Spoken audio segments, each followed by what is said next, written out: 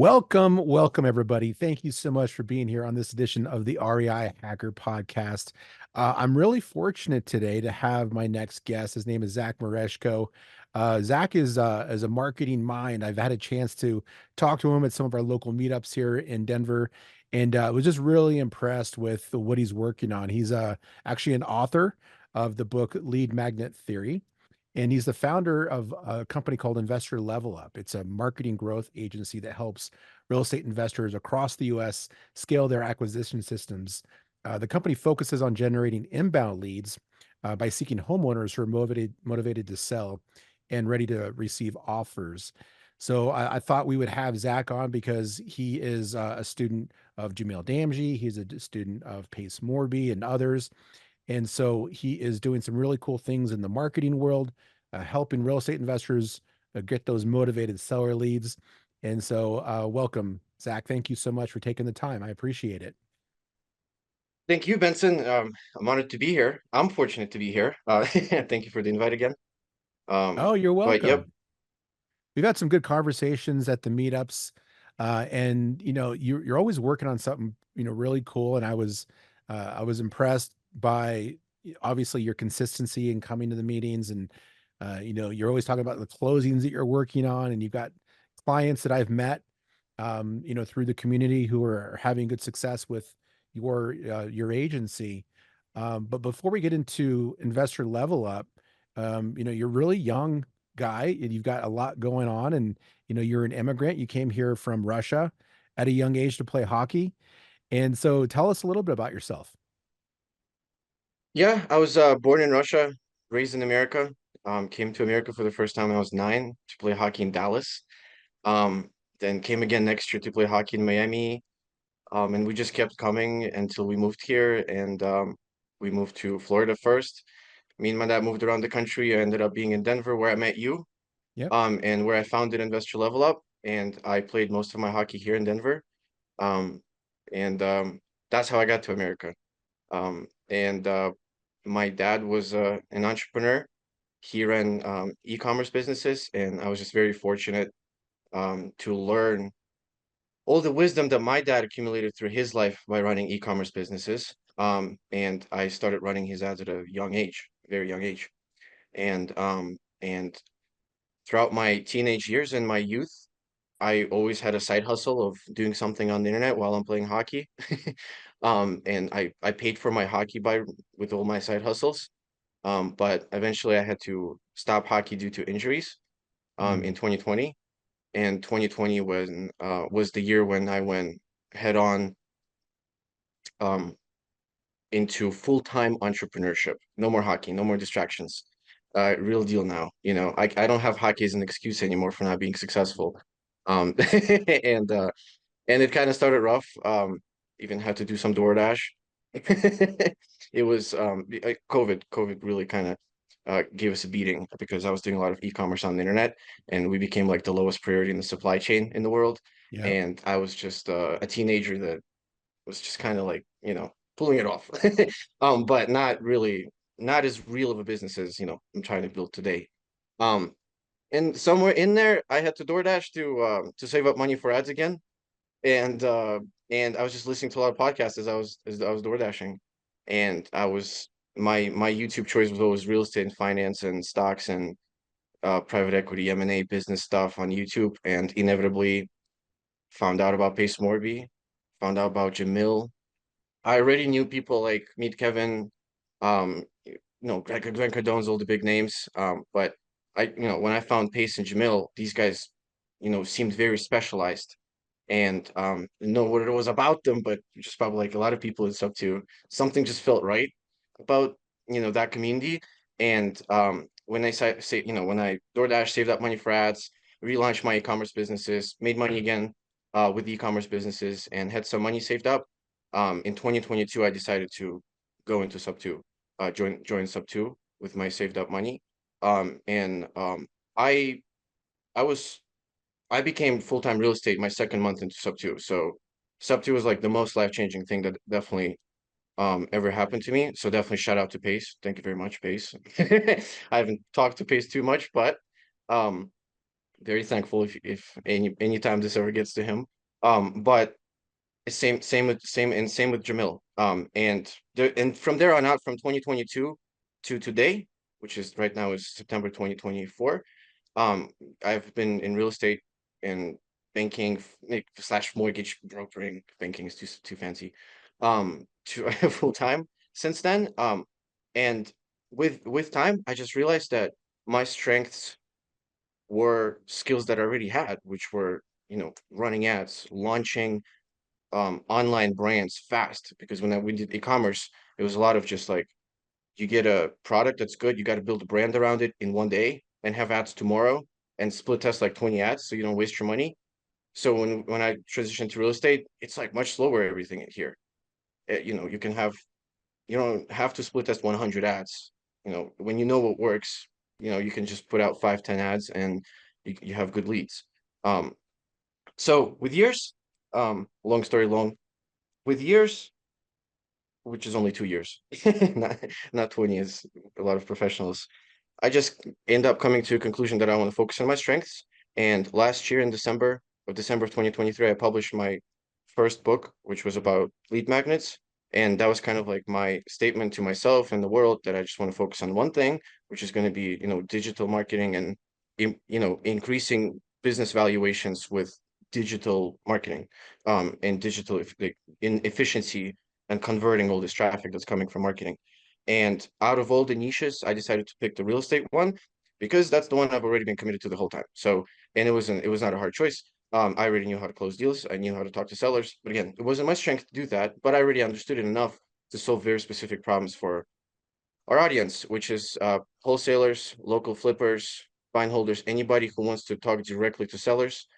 Um, and that is probably the biggest also thing that makes us different, is we just really focus on really one thing, which is direct to seller, inbound seller leads.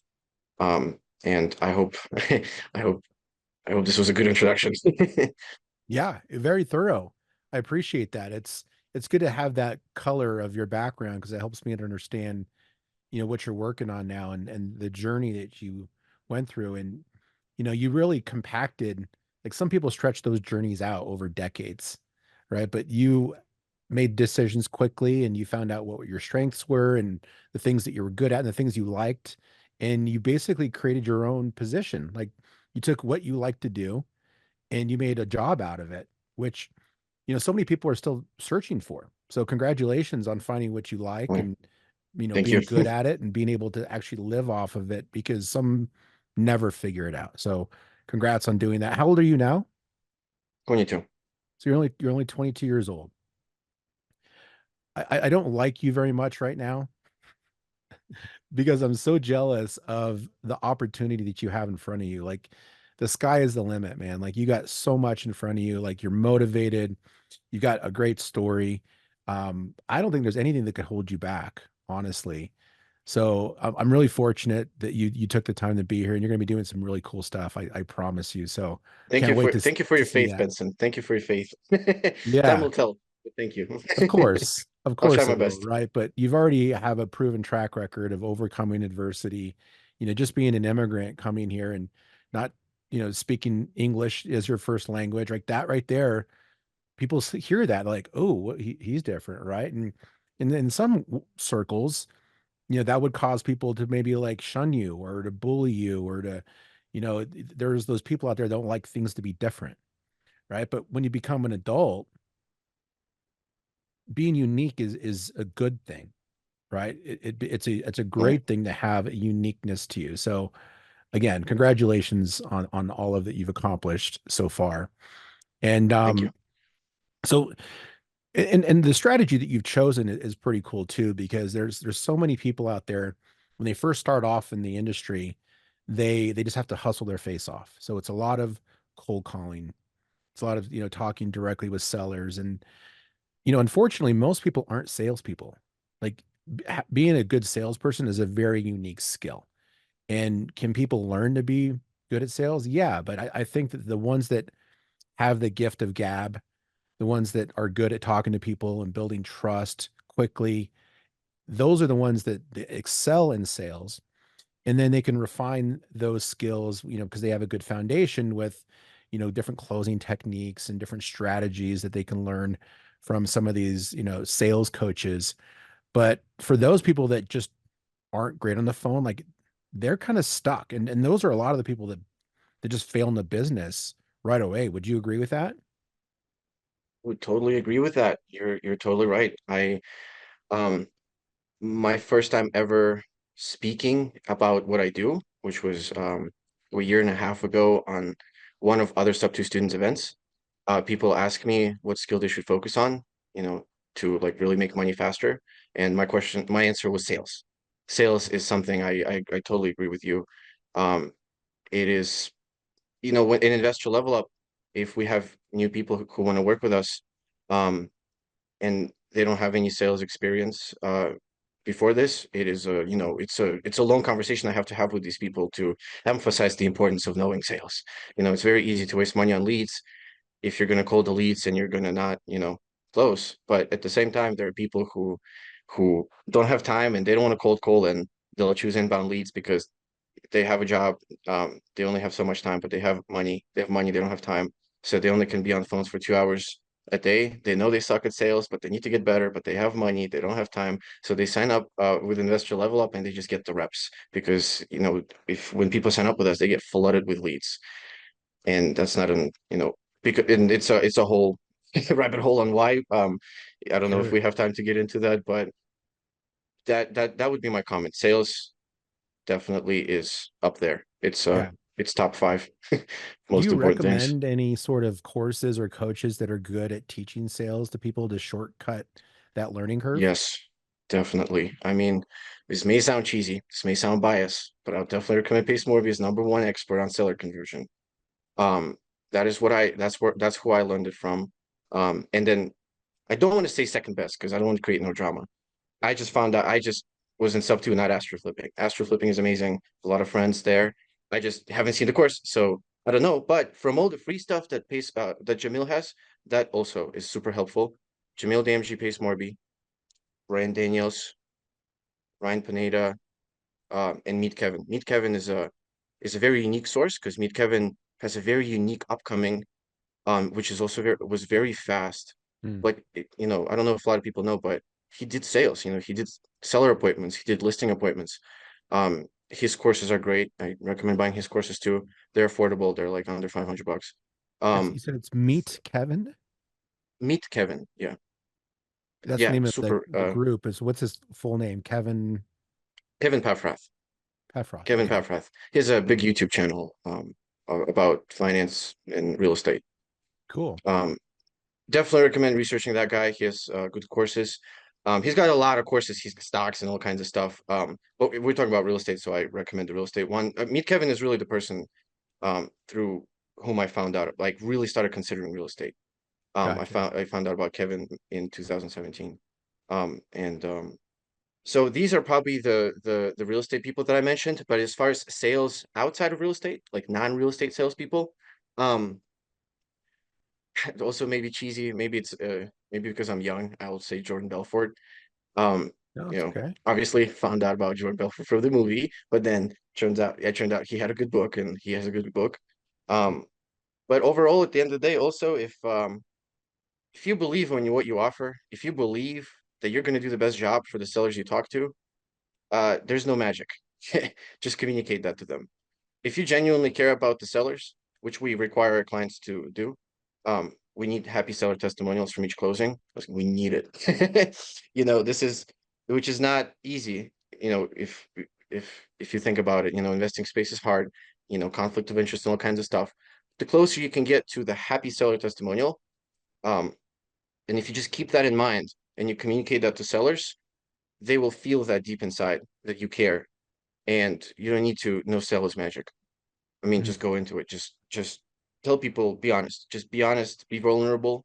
Um, keep distance, but be strategic, be strategically altruistic. Um, and read my book. Read my book about lead magnets, which talks about how to. This is exactly what I talk about in my book: is how to have people come to you. Don't convince people to do something with you. Have people Mm. come to you. Attract. That's why it's a magnet. You want to attract people. inbound, It's kind of no a outbound. double entendre there because it's not really about the traditional lead magnet that people think about when we hear about real estate, right? You go there and someone's like, "Hey, get my free white paper on how to do XYZ and just give me your email and your phone number and name and you get it for free, right? You get the free download." Like that's like your Mhm. traditional lead magnet. So Yes, you yes, use that title, but it means something different in your book. yes. In my book, I argue that the concept of lead magnets may be new, but the principle behind them are as old as time. These are just old principles of common sense and human psychology that stems from wherever, our existence, God, philosophy, history, whatever. There's like these deep truths that I believe that when you start, um, lead magnet is almost kind of like a lead magnet to the lead magnet theory. Like lead magnets, people, oh, I know what lead magnet is. But if you think about it, but why do they work? It's because it's just low commitment up front, and it's just gradual introduction to all the value you have. And the whole book is just about how to structure your narrative about your brand in such a way where it's magnetic. It's just like, you know, philosophers in history, whatever they were saying, it was triggering enough that it eternalized itself into human history. And we quote people that lived 2,000 years ago because there was something about that quote. They had that magnetic energy. It hit something. It's just a quote. And the reason I think in quotes like that and in sentences, because we run ads, and ads are just that. Ads are just, we want to buy your house, or like we'll buy your house full price, or just like click learn more here, or it's like whatever you say, you really have to think about how you structure it. And if you think about it in the framework of lead magnets and attraction and just being good enough consistently, systemically, to where it's just you're a clear choice. You don't need sales. You don't need sales. This is a little bit like people come pre-sold. You're like a order taker at this point. Mm, People already made the decision when they came to you. Just take the order. Don't raise any more red flags. Deliver what you promised. you know, and just communicate to them verbally or non-verbally that you care. yeah. That would be my comments on that. Yeah. And it helps to be authentic, right? Because there are people out there in the investing world that don't mind taking advantage of people who are in distress situations because there's, especially if someone's like in foreclosure and they've got a timeline ticking, right? And so Yeah, somebody can yeah, come in and promise the world, and the seller doesn't read the fine print in the contract or doesn't understand what it really means. And so there is an opportunity for people to take advantage a of lot. these sellers who are in potentially dire straits, emotionally driven, right? Making decisions that um, who are not in the best state of mind, right? And so that's unfortunate, but it's out there, and I love that you guys have that as part of one of your core values in the company is that you actually require the people you work with, your investors, um, to have basically the best intention for the seller to come out of it in a win-win situation. I mean, partially due to all the regulation speculation that's out there. If it's true that we're just gonna have, you know, a, a lot of oversight coming in, they say, wheels are just as are slow, but we just don't want to, we're just starting out. This is our first year of existence, so we want to start out with what do you call it? Clean A clean slate. slate. Clean slate, yeah, a Yeah. clean slate. So, and we want to encourage it also. So because as you said, and a lot of times where I've personally seen guys who are not so-called authentic, right? A lot of times they walk into situations due to their competence, and a lot of times it's not intentional. They had no idea that they did something bad for the seller or someone else involved. It was just lack of education a lot of times, and then they get they may get bitter about that situation and just take that as their personality now that's the type of deal maker they are. But you don't have to be. You don't have Right. to be. That's not your personality. Nobody cares what you did in the past. Just stop doing it. Do deals the Yep. right way. Don't. Real estate is such a small world. Word Oh, spreads it very is. quickly, so Word spreads quickly. quick. Yeah. Yeah, I mean, when I've heard the stories just from people within our community of those people that are maybe, um, maybe not intentionally trying to get over on people, but aren't making the right decisions, and they're not thinking things through. They're making rash decisions and getting into deals they shouldn't be in, and pulling others in. And so that's also a nature of the business, because there's so many people that are having huge success, and people have that FOMO, right? The fear of missing out. So they Yes. just want to take action, right? And there's a whole thought process out there that's like, okay, stop procrastinating, take action, right? But there's good action and there's bad action, right? Yeah. But I Yeah. like that you have that baked into your core values. Um, so you wrote this book. I haven't read it yet. I did see it at Dom's office. Um, Oh, yeah, and he mentioned that's a it. Dom. Yep. Um, so tell me more about the book. So you wanted to write a book because of why?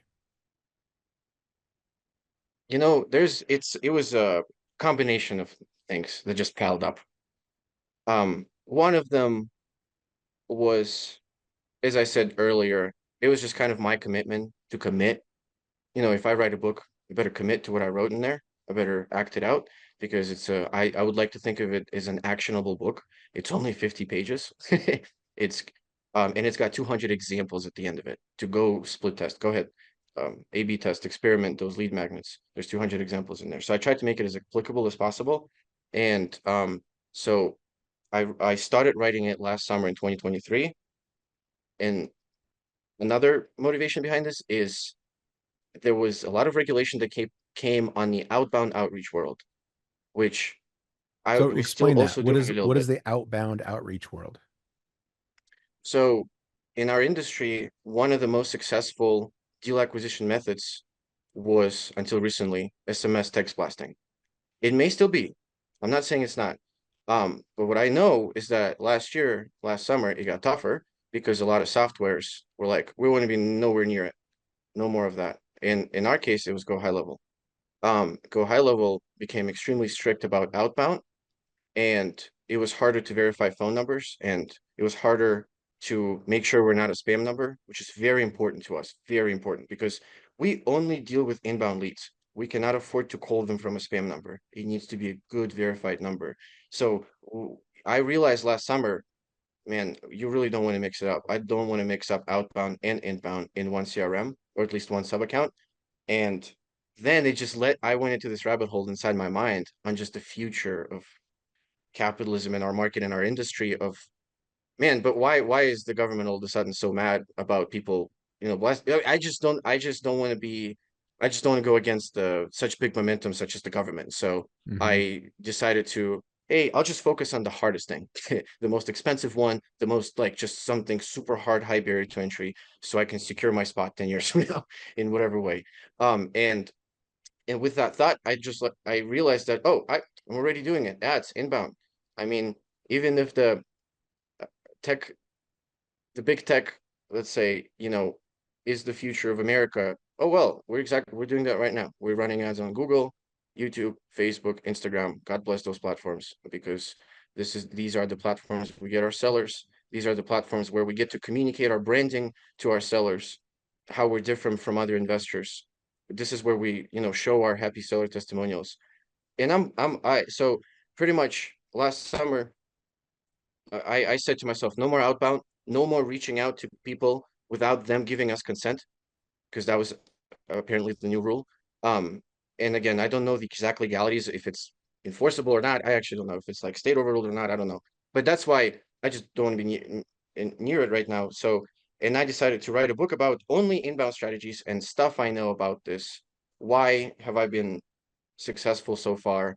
And all my success secrets behind my copywriting, pretty much in the ads, and narrative structuring of the businesses we run, just all in that one book. And also, so I don't have to talk to my friends about it for 6 hours. I'll talk to my friend for 6 hours. And I was like, man, I need to stop this. I need to just like write a book and just not talk about this so people can just read this. So I don't have to ramble forever. So I can So you focus just on gave your next thing, book away for Christmas last year. Like, hey guys, here's a Christmas present. It's a book about me. pretty much. Pretty much, pretty much. It's actually not about me. It's about like the strategies I've been using the whole time. Right. Like and also I wanted to take a screenshot of my own thinking while I'm in my early 20s on just like what I think about business. I was 21 when I published it, so um I I am excited to read this book in 20 years from now and just Oh yeah. look at myself as a silly guy or something, Oh, I doubt it'll Um be that. Um, I mean, you just look at it as like a stepping stone, right? Because we grow as individuals, our personalities change, our experiences change and grow, and we can stack experiences up. And that's the cool thing about you know being in the real, not in real estate per se, but in the entrepreneurial world, is that you don't ever have to go back to zero, right? You make mistakes, you grow experiences, and you just grow, grow, grow. And now it's like when you make a mistake, like, oh, like I know how to handle this, right? Because you've done it before. And so you can stack those experiences up and you'd never have to go back to zero. And so you've got a good foundation now that is documented, by the way. Most people don't document. Most people don't even like journal, right? This is like a published journal of your mind. Like you said, a snapshot of your mind, yeah, right? pretty much. That's Yeah. pretty cool. Yeah. And I wrote in such a language that I hope my grandkids can understand. It was Hmm. very simple. I didn't even mention Facebook in there. I didn't even mention how to use a CRM, no step by steps. It's just pure something that's like um hopefully evergreen, you know. Yeah. I guess. Yeah. No, I like that. I like the evergreen aspect of it too, because social media is going to change. The ad distribution platforms are going to change, and the way that people consume ads is going to change. But the philosophy behind it is going to be very similar. And you could even take this back. Do you know who Steve Larkin is? Sounds familiar, but I don't. Yeah, he was like one of the funnel builders for Russell Brunson at ClickFunnels. Oh, now I think I'm remembering who you're talking about. But Yeah, I haven't and studied him. he did a podcast for a long time that was about before there was the internet and before there was social media, people were still running ads. And so he Yeah. goes back and he looks at like how like Ringling Brothers and Barnum and Bailey Circus would run their ads to get people to go to their circus. Right. And so like a lot of the strategies are still the same. It's just that we distribute them differently and we get them to Yes, consume yes, them differently. But at the end of the day, the goal is to get them to buy something from you. yes, yes. Like that's why books that are 2000 years old are still relevant today. History goes on, we don't change.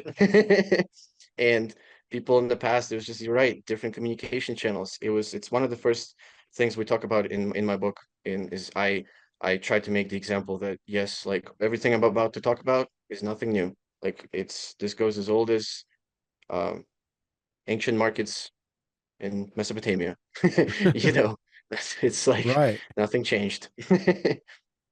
If you're out there selling bad apples, they're probably not gonna let you come in tomorrow again, selling those apples again. Get better apples. Yeah. And actually, I forgot his name's Steve Larson, not Larkin, Steve Larson. Mm, But okay, you should okay. definitely look into him. He's got some cool videos out there, and he also has a cool podcast that I listen to. Yeah, He was yeah. him and Russell Brunson were some podcasts I listened to for a lot of time. And Love Russell. yeah, there's some good stuff out Yeah. there. Yeah, I used lead ClickFunnels before I used Go High Level. Yep, So me I too. learned a lot from Russell.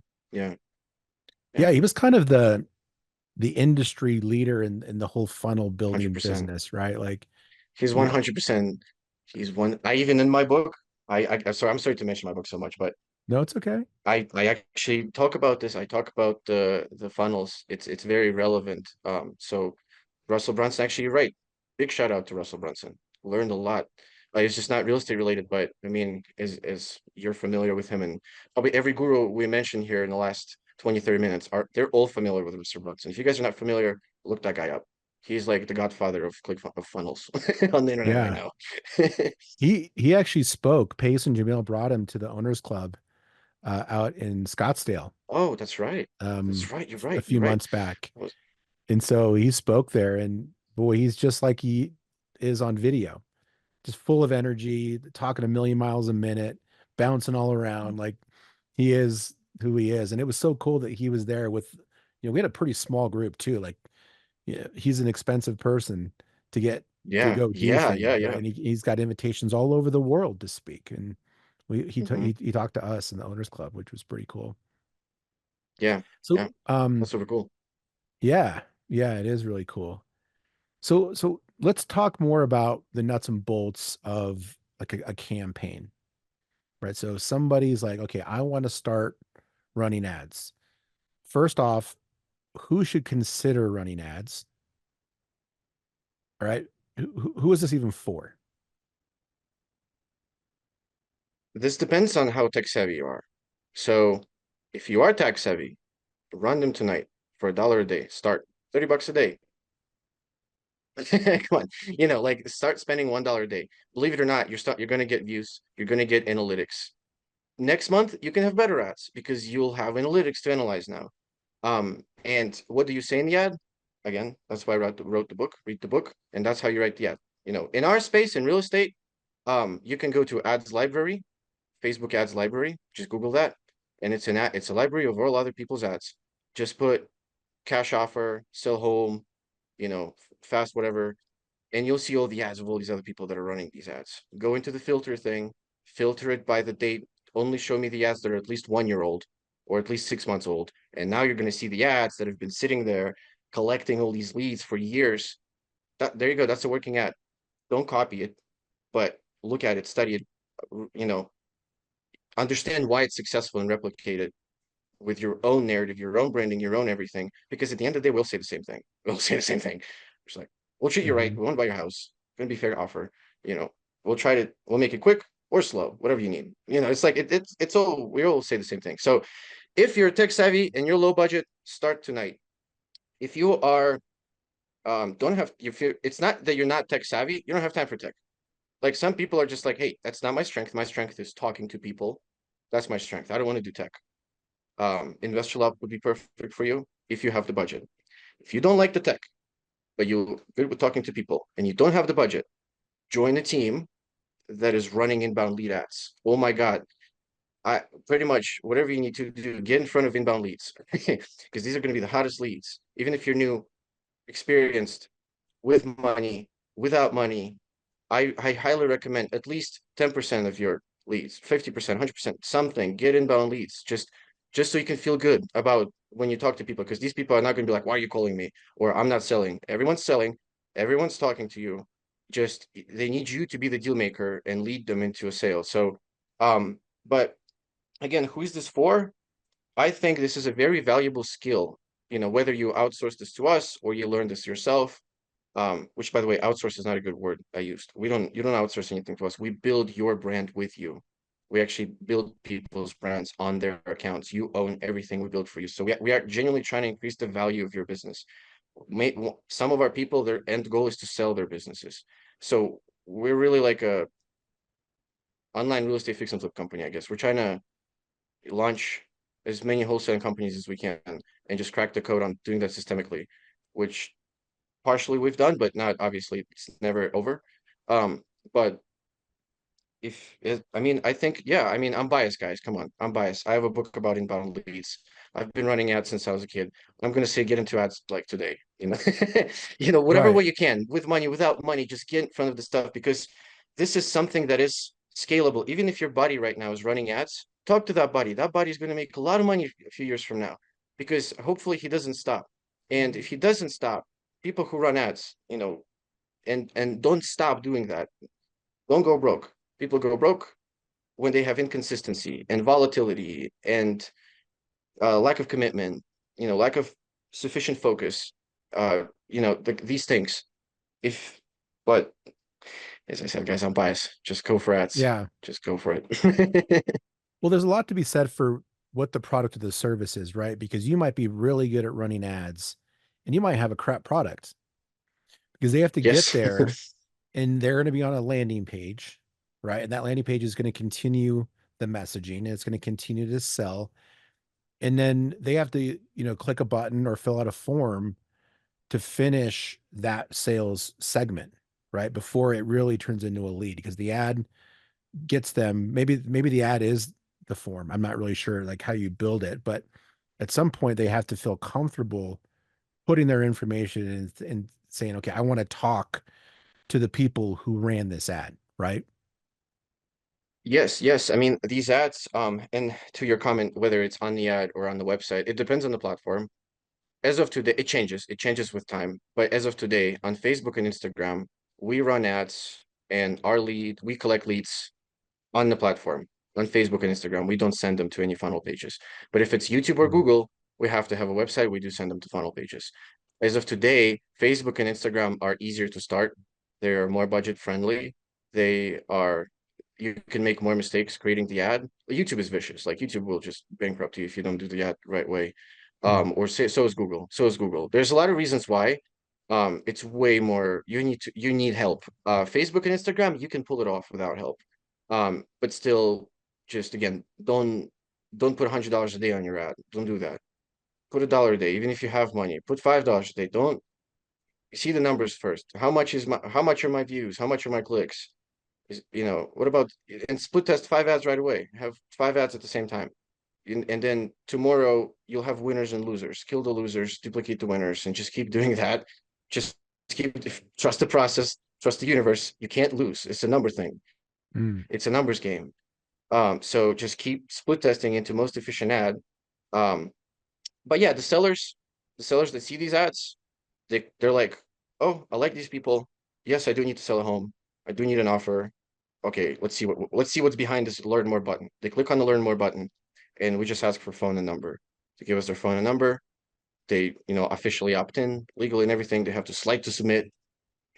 Definitely opted in. And then we text message them asking them for their address. They respond with an address. But ideally somebody should just call them. Somebody should call them within 5 minutes, 10, 15, 20. Call them 8 times the first day from different numbers. I'm not kidding. We are competing with freaking very, very, very optimized, efficient, strong, smart people.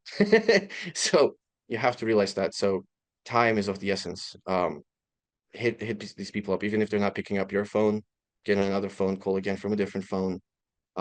Again, if you believe in yourself, there's no reason for you to hesitate. These people gave you permission to contact them. They literally Mhm. just, they were like, reach out to me.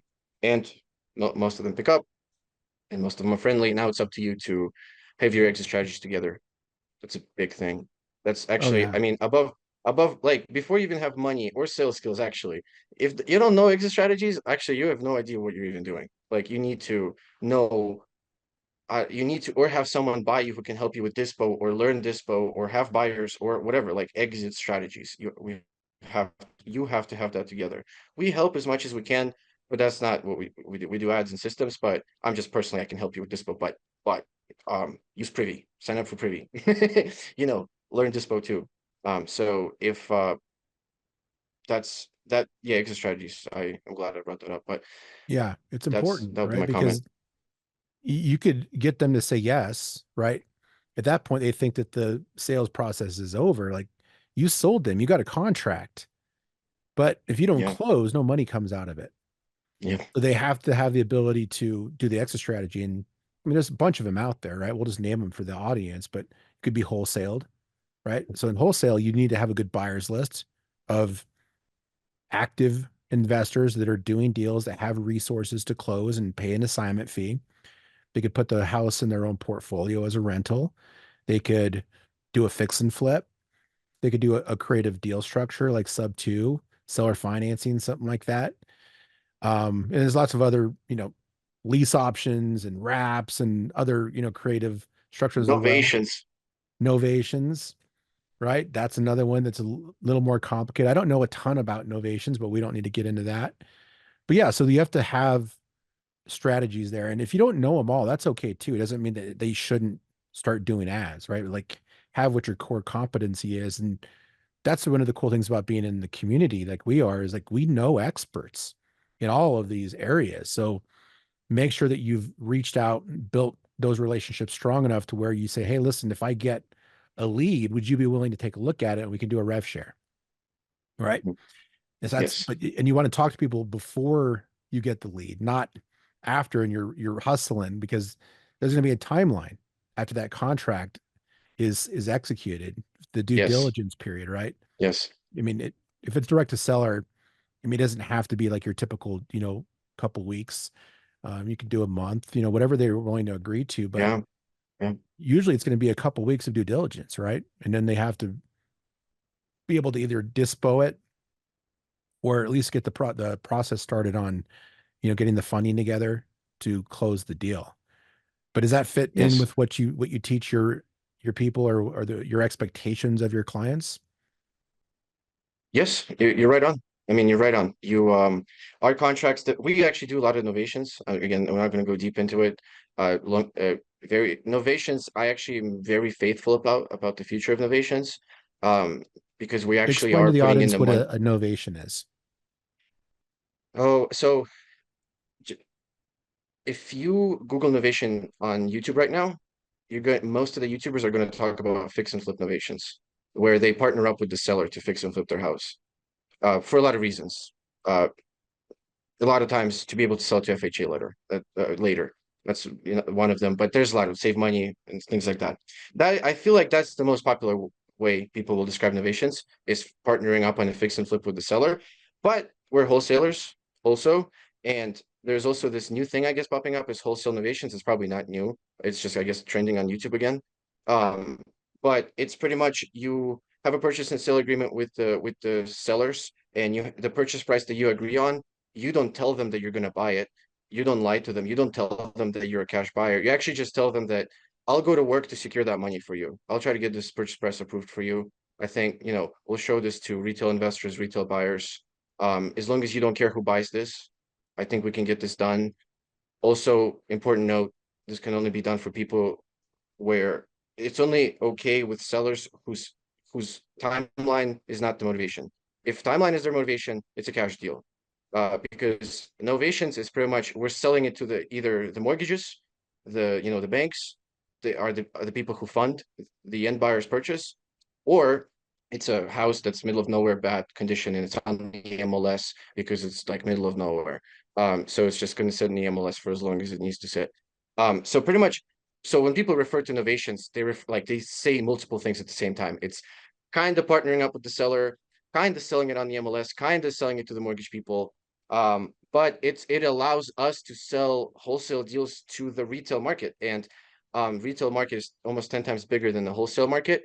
So we're getting a home seller, and they're like, I really want the money. I don't care if I need to wait for months. We're like, okay, how about do you like this purchase price? They're like, yes. We'll lock it up, and we'll paint something. We'll put a railing on there. We'll make it, mortgageable. We'll put some money to it, and we'll secure her that purchase price because it's going to be on the market. And the seller knows about that. We have the scripts and everything on how to have these conversations where people are like, why wouldn't I just list it? Why wouldn't I just list it? That is the most obviously common uh, objection. And there's a script on how to overcome that. It's because it's different. It's just different. It's not that we're better. It's not that it's just different. It's just going to be different type of things involved to get this done because we're actually going to put money behind your repairs or maybe Yeah, that's the cosmetic relief major if you look up difference right the there, is that yeah. you're willing to invest into the Yeah. property. Do you put a lien on the property for that Yes. investment? Yeah. We call them notice of interest. We filed the notice of interest with the county. And that gives you ownership through a lien, So basically, that allows you to it's I guess get your yeah. money back. Yeah, I guess I don't know if it's the correct way to. I hesitate to say that we do a lien. I don't know if it's because I'm not, I guess, that type of expert, but we file notices of interests, which a lot of people refer to them as memorandums, and Hmm. then um and then when the banks come in, yeah, they can't they have to fund that too because it's just another it's they view it as another lien, from their point of view. It's like a second lien or a third lien on this. Like, ooh, there's somebody putting in work on here. They're expecting pay. Everything is disclosed. The contracts we're using are combination of everything I've learned from everyone I know out there on YouTube.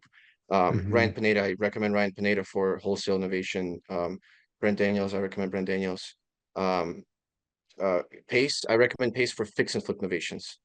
Pace is, I feel like Pace is more of an expert on fix and flip innovations because Mm. these wholesale innovations, they're more of like post rate hike era. I feel like this is after the Right. rate hikes. The wholesalers are getting desperate and they're like, we need innovations.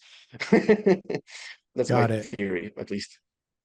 Cool. Yeah. So you guys look into that. Like Zach said, you can Google it and find it on YouTube. And there's some other authorities in the space that he mentioned that you can learn from. But again, going back to the original conversation, it's all about having your exit strategies lined up before you start talking to people so you can figure out where that lead fits because it's going to fit into potentially different buckets. And you even mentioned one of the things too, if they're timeline motivated, then this isn't going to work for them because we need to get cash to the table quickly because there's an impending foreclosure coming down the pipeline or some Yep, other government forced timeline, right? Um, yep, yep. so you run the ad, right? And the ad, you said everybody does says the same things, but they can go on Facebook and some of these other places and see other people's ads. What was that called again? Ads library. Ads And then library. for Google, it's going to be called, yeah, for Meta for Meta, Facebook, Instagram, it's going to be Ads Library. For Google and YouTube, it's going to be Google Transparency Center. And then so those are the two cool libraries. It's super cool. I mean, it's so valuable to see other people's ads. This is the people's foundations behind their, this is like the most valuable thing they have potentially. And it's out there in the open, so publicly available. Not a lot of people know that. Yeah. No, I think We're on there that's a every day. huge hack for people to see. And this is the REI Hacker podcast. So Yeah. that now we've satisfied the hack for this episode, amongst other things. So you run the ad, the lead comes in, they're calling, but for people who are thinking about doing ads, like someone needs to answer the phone, right? So Yes. how do people weigh that? If they got a 9 to 5 job, maybe they're answering the phone from a certain time period.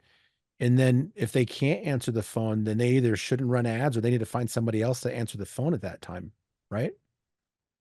Yeah, depends on your goals. I have wholesalers whose goals are 100K a month, and then I have wholesalers whose goals are to quit their 9 to 5. Two different goals. If your goal is to quit 9 to 5, yeah, I guess you don't have to be 18 hours on the phone, out of 24.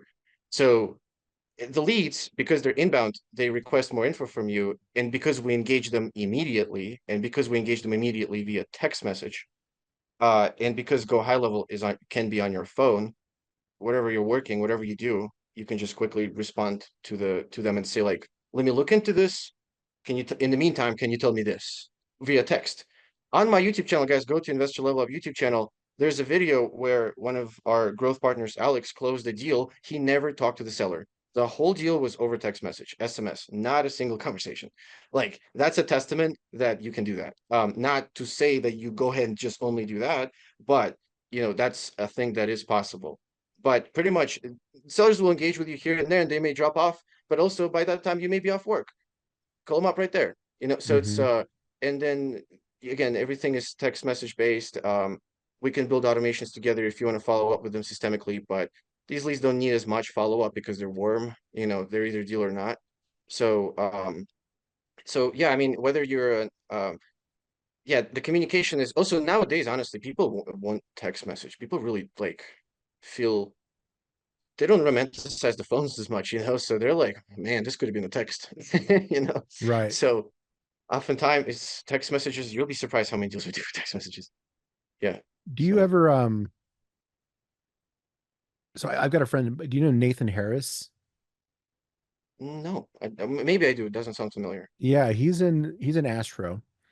And he built a bot on Go High Level that's a chat bot that will talk to sellers. Would you Yep. recommend something like that potentially where the chat bot can start to collect some information, set up a call, an appointment to talk with people? Is that something that you think would be a good idea? If you have, we have tested this. It didn't work for us, but it's not because it was a bad strategy. Maybe I didn't train the bot correctly.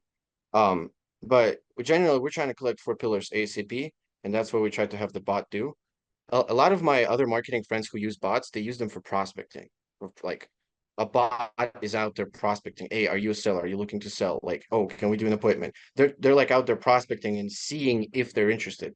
People we talk to, they're all interested. We already know they're interested. We don't need to prospect. We just need to get on the phone and either get the deal or not. So And the bot, we just haven't had the necessity. Like, to be honest, I Mm, believe in the future of, of all these bot automations, but as of today, there is no necessity, because by the time the lead hits your CRM, it is hot. It's ready to go. The guy wants to, these people will get under contract in 48 hours without you even going to the property. They will. That's why they reached out. They reached out to you online. If they, if, if, if they weren't ready, they would have someone in real life, some real estate friend they have that they would go under contract with. They're on the mm. internet clicking on strangers' ads. They are ready. They're Yeah. motivated. They're revealing their motivation with their very click.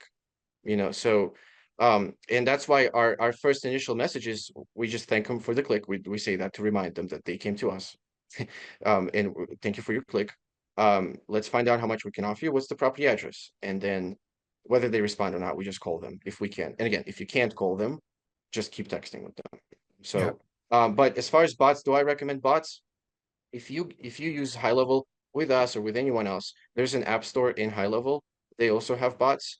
Automation, you can build a bot on your own, or you can use Nathan's work, because he probably already did this. And you Yeah. so they don't hurt. They don't hurt. It's just, in our experience, our leads are just not, they're not, they're hot, they're warm. Maybe for like stale leads from like 6 months ago, but even then it's really just like one follow-up message. There's no necessity for a bot, really. Right. So that's what I would say. There, yeah, But just like anything else, you could A/B test it, right? You could have one yes, campaign where you're using bots and one campaign where you're not, and you yeah, compare the results. And if one does well, then you boost it. If one doesn't, you get rid of it. And like you said, it didn't work out well for you. But you mentioned something here that I hadn't heard you say before: the four pillars. yeah. What is that all about? Plus and bunnies. So the four pillars are price, condition, motivation, and timeline. These are the four key. These are like topics we need to know all four as extensively as we can to assess the value of the deal we are in front of. Um, and on top of it, you want to get bunnies, which is something I learned from Pace Morby. Do you know what bunnies are? No, tell me.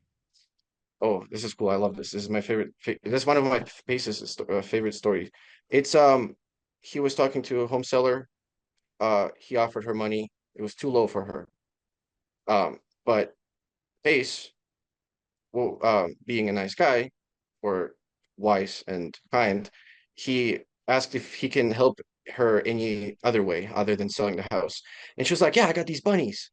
To be honest, I didn't remember if they were real bunnies or if they were like statue bunnies. I don't remember, but they needed to be transported out of the property, and it was painful for her. She couldn't do that. Pace had a truck, and he was like, "I'll get that done for you." And he called someone, and they got the bunnies out of there. And then I don't know if right away or later, she reached out to Pace, and she said, "You know what? I'll just do the deal with you. I don't care. You helped me. I'll take a discount just because you helped me. No one else helped me." These are the things that get deals done, and we're no exception. No one is an exception to this.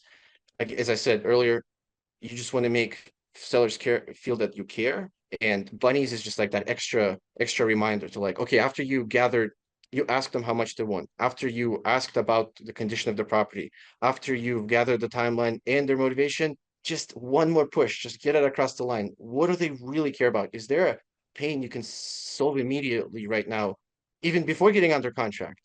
You know, you just but the bunnies, and it's vague. It's vague. It's just funny. It's not a real business term.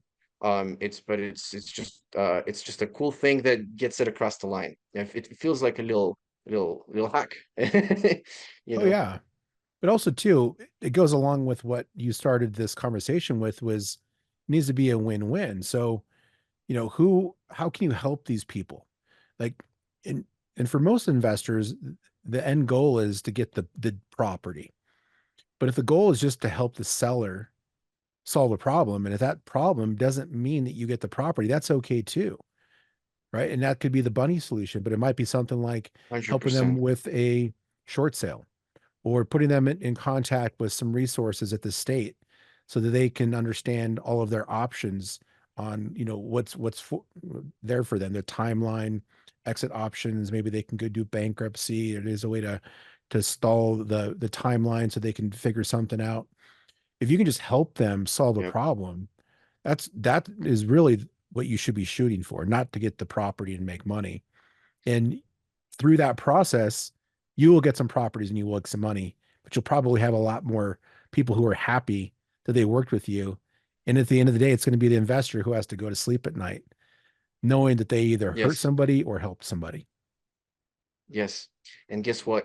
You can collect a happy seller testimonial without him selling the property. They can just talk about your character and just being a good guy in the neighborhood. And also, if they kept their property, they can have they'll tell their neighbors about you.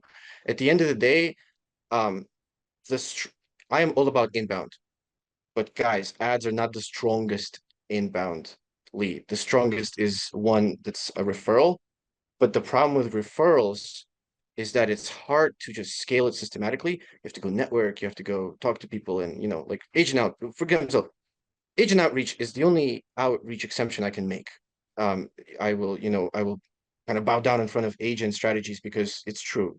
You can, one agent may know 30 sellers, just like your acquisition manager can talk to 30 sellers. Don't forget that because you can run ads for your acquisition guy at the same time. But again, if you don't have the buck, if you don't have the budgets, it's free to talk to agents. So but um where I'm leading with this is that I'm actually forgetting. I completely lost my train of thought. Where I Well, you was said leading that with this the with the strongest agents. inbound leads weren't necessarily ads, it's probably Oh, referrals, that's but what I it's was hard saying. to Yeah. scale. With the ads, yeah, our ads pretty much they are like for example, you'll get a lead, the seller will sell you the house and they'll be happy and they'll tell all their family about you. That lead, it doesn't stop there. If you did your job and you got a happy seller testimonial, if you're worthy of being talked about on Christmas, during Christmas, you're good.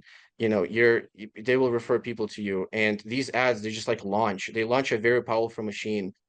It's something I'm actually kind of battling with. I mean, a lot of my clients, they'll launch ads, they'll get a bunch of leads, they'll start getting closings, and then they're like, "Oh, I'm good for a year. I don't need to run ads anymore." And I'm like, "Oh man, I wish I could scale this thing to and keep scaling and keep scaling." So it's like Mac guy. But by the way, I'm actively out there searching for people who want to scale. So if you don't want to slow down ad spend, and if you are closing and making money, and you say let's ramp it up because you guys want to grow to 100, 6 figures, 7 figures, 8 figures a year, hit us up. But yeah, I mean, aside from the immediate inbound leads that you get from the ads, you also get inbound referral leads that were caused because of the ads. The ads will ignite the referral process if you do your job. If you we were talking about foreclosures, if and we've ran foreclosure ads too, and you know what our ad says in the foreclosure? It says we'll keep you help your home. That's what our ad says, and that's why our ads win on foreclosure. That's what we say. We're like, we'll help you keep your home, and if we can't, we'll make sure you walk away with the most money. It's simple, but nobody wants to No, it say that. is. That's like the best message right there. Nobody Because wants to say you're saying that. what their number one goal is probably to keep it. And then if not, like you Yeah, just can't for whatever reason, well, we're going to make sure you're compensated fairly. yeah, yeah, yeah, and And that just doesn't mean that also right too there. that someone has to be lowballed. There's this big misconception in the industry that you have to lowball Yeah, somebody to create margins. That's not true at yeah, all. You could actually literally give that person retail and still get a yeah, property that's at 50% of the after repair value as long as it's in the right areas. And that's part of what I teach with yes, Privy is you target high investor activity areas where there's lots of fix and flips. And if you got these fix and flips in the neighborhood, that pulls the ARVs up in those neighborhoods. And now that's the new bar yeah, of ARV. And if you can just find that house that needs some work, that's has some deferred maintenance, that maybe has some old mechanisms that you can, fix up. Now that's how you can create margins. But yep. again, there's You this can big force equity. misconception out there that investors are taking advantage of people and just lowballing them. And that's usually not the case.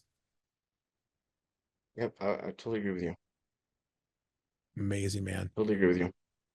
So, do you see things changing with technology? Like what's coming up next? Do you just think it's going to be kind of new distribution systems? You talked about AI and bots earlier. To kind of start to close this conversation out, what should people keep an eye on here in the near future with inbound ads? Personal brand. If you're paranoid about AI can't sign contracts. AI can't be responsible. When you get into these deals, you put your head in the guillotine, and that's why you get paid. You took the risk, you took the leadership to make the transaction happen. No AI will do that. Lawyers will not allow that to happen for now. But regardless, whatever way all this goes, if you have a personal brand on social media, on YouTube, on Google, everywhere, and as we said, you have ignited this process of people referring you. I think this is where you need to be focused on. I mean, as I said, I'm guys biased. I will always say go for the platforms. But where are we talking right now? Where's this right now? This is on YouTube. What are we doing? We're marketing. We're building our personal brands. All the authorities we've mentioned before, what are they doing? They're all marketing. They're all on these 4 platforms. Get on there. This very people we all look up to do the same. Just if so, get on these platforms, share your story. Read my book on how to share your stories. Um, Not to say that I'm an expert on how to share stories. I'm really an expert on how to have converting ads and lead magnets and building brand narratives. But just storytelling is one of those things that you want to learn. I think, yeah, storytelling. I mean, this is how you secure yourself in the future. I think, honestly, I mean, storytell out there, tell people about you. Nobody knows you. Make sure people know you. And run ads, get on podcasts like this. I write a book. Another motivation for writing the book for me was because I advised a lot of my clients to write books and a lot of my friends, and none of them took me up on that. And I was like, I'll just lead by example. Screw it. I'll just write the book then about what I know, and then hopefully that will encourage my friends around me to write books too. And my book is 50 pages, guys, and like a third of those pages are just a bunch of examples. It's a very short, brief book, um, that is just meant to be read like not once, but fast. Um, just keep coming back to it. But yeah, I think as far as technology too, I think Meta and Google, I have faith in Meta and Google. We are official Meta business partner. We are on our way to become a Google one too. As of today, as of September 2024. Um, yeah, I think their algorithm guys, their AI too. When you run an ad, it's like a prompt. When you write the ad, it's a prompt. You're like, hey, Mr. Facebook AI, please show my ad in front of right people, and I'll give you all the hints I need to give you, so you show it in front of the right people. And that goes for every platform. So you're making an inquiry into a platform. You're like, this is what I need, and then if you communicated it clearly, the AI will find you the right people through their whatever iPhone magic. But yeah, I mean, I think outbound guys, outbound only if you're forced. My first ever deal I did was outbound cold SMS to foreclosure list, just so I don't sound like a hypocrite. Like it worked. It still works today. If you're using the right dialer or whatever. If you're forced, cold call. But I just think that it's just not, it's just a lot. I think you should align with the momentum. Don't suffer if you don't have to. There's enough suffering regardless. You're gonna get enough suffering. But if you can avoid it, avoid it. You don't have to get hit by a car to learn that you gotta look left and right. So yeah, get on the team with somebody who has inbound leads. And just grow, guys. Level up. Level up. Level up your game as an Love it. investor. That's, I Good mean, branding right there, by the way, and a great way to end the podcast. But thank you. everybody, check out the book Lead Magnet Theory. Where can they find that book? Amazon. Amazon. Amazon's the best. Perfect. And if anybody's interested in working with you, how can they find you? InvestorLevelUp.com. You can Google that or put that in the search. Website, YouTube, whatever you see first, click on that. Research us, schedule a demo. We'll show you everything we do. We don't gatekeep. We'll show you all the contracts we use, show you all the ads we run. We're not afraid of competition, not afraid of showing secrets.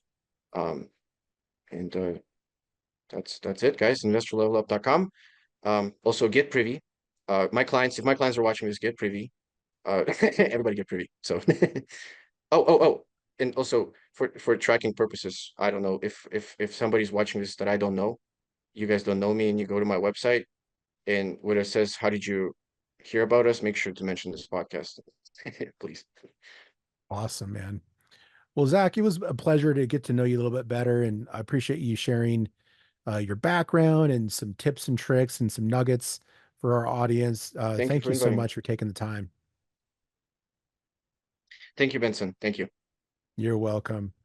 All right, everybody. Thanks so much for watching this edition of the REI Hacker Podcast. Make sure you share this podcast with your friends, like and follow us, and keep an eye out for future editions where we interview real estate investors and entrepreneurs and people that are making big moves in business. And we certainly will help you in your business journey, your real estate investing journey. So keep an eye out for those, and we'll see you next time.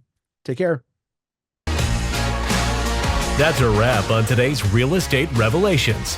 Thank you for tuning into the REI Hacker Podcast. Remember, every property has a story, and every deal is a lesson. Until next time, keep hacking the real estate world.